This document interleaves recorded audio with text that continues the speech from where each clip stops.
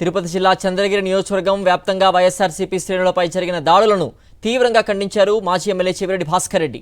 TDP కార్యకర్తల దాడుల్లో గాయపడిన వారి ఇళ్లను, బాధితులను చెవిరెడ్డి పరామర్శించారు. గత 5 ఏళ్లుగా టీడీపీ క్యాడర్పై దాడులు చేస్తుంటే ఆ పార్టీలో పులివర్తి నాని ఒక్కరే మిగిలేవారన్నారు. గ్రామాల్లో వైఎస్ఆర్సీపీ నేతలు, కార్యకర్తలను విచక్షణారహితంగా కొట్టడంపై తీవ్ర ఆగ్రహం వ్యక్తం చేశారు.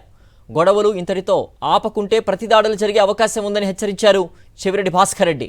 పార్టీ శ్రేణుల కోసం ఎంతవరకైనా రావడానికి సిద్ధంగా ఉన్నారని స్పష్టం చేశారు చెవిరెడ్డి భాస్కర్ రెడ్డి. చిత్తూరు జిల్లా జీడి నెల్లూరు నియోజకవర్గం తెలుగుదేశం పార్టీలో వర్గపోరు భగ్గుమంది. ఎస్ఆర్పురం మండలంలో ఆ పార్టీలో వర్గ విభేదాలు పుడుస్తున్నాయి. ఎస్ఆర్పురం టీడీపీ నాయకుడు రాజశేఖర్ నాయుడు ఇంటిపై జీడి నెల్లూరు నియోజకవర్గ మాజీ కోఆర్డినేటర్ చిట్టిబాబు నాయుడు వర్గీయులు రాళ్లతో దాడి చేశారు.